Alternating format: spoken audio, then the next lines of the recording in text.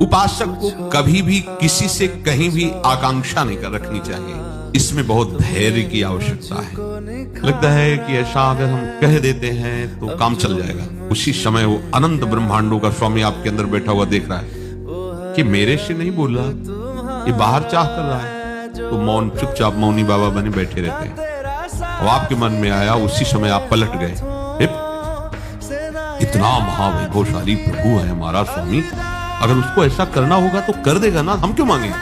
नहीं नहीं और नहीं।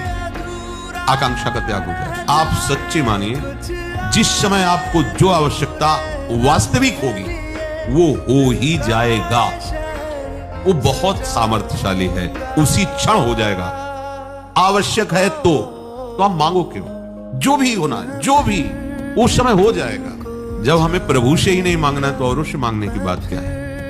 बिल्कुल नहीं मांग, अपने प्रभु से भी नहीं मांग। कोई बच्चे हैं क्या? वो अज्ञानी है क्या कि हम कहेंगे तभी वो बात पूरी करेंगे? खूब जानते हो, सर्वज्ञ हो, हमारे हृदय में भी बैठे हो। इस शरीर को जो आवश्यकता हो, व्यवहार में जो आवश्यकता हो, जो कर्तव्य में आवश्यकता वो दे दो, उसी से कर्तव्य कर देंगे। उसी से व्यवहार नहीं दोगे तो राधा राधा राधा राधा। बस हम आपसे भी नहीं चाहेंगे, वो आपसे भी नहीं चाहेंगे। वो परम पद का अधिकारी है। न कांक्षति, न द्वेष्टि और न कांक्षति। जरा इस पर ध्यान दो। आकांक्षा, कामना हम क्यों करें? इतने बड़े साहब हैं, जैसे मानो आप हम पर अपना भाव किए हैं। आपको पता है जब जो बनवाना होगा बनवा के पवा देंगे, जब जो पहनवाना होगा मंगा के पहना देंगे, जब जैसे चलना होगा आदेश कर देंगे। हमें कुछ खोजना भी नहीं कि हमको कैसे परमार्थ में चलना है।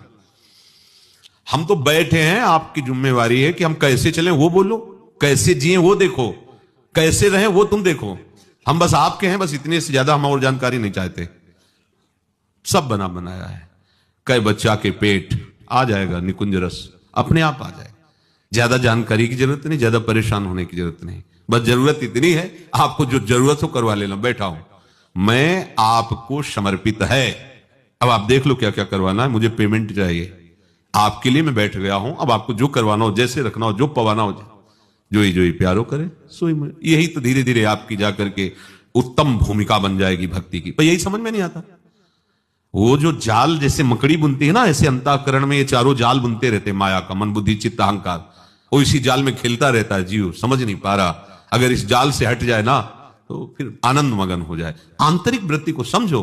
तुम उस मन का पक्ष ले रहे हो जो अनंत जन्मों से प्रभु से विमुख हुए और मांग पर मांग बढ़ाते चले जा रहे हो। ना कांक्षति, हरि भज रे।